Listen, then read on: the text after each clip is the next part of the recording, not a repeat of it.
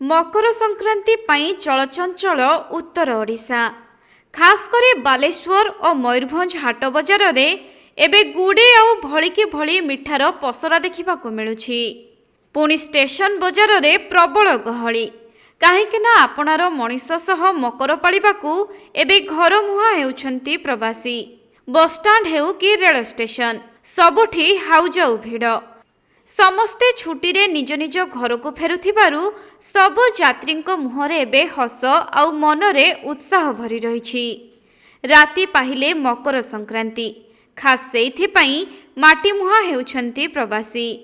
तेणु बालेश्वर बसस्टाण्ड एवं स्टेशन रे एबे शह शह प्रवासींको भिड़ देखिबाकू मिलुछि।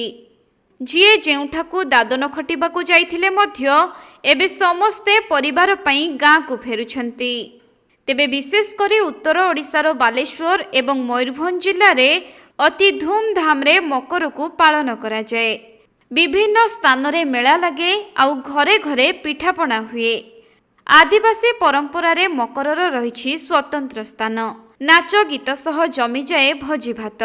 खाली गुड़ी उड़ा नुहे बरं मकर संक्रांति आसिले बजार रे खजा पड़े बालेश्वरी गजा सांग को तिलौ मिठा।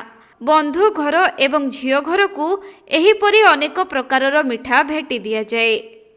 तेणु एबे बजार ठू बसस्टाण्ड एवं रास्ता ठू स्टेशन सबुठी भिड़ देखिबाकू मिलुछि।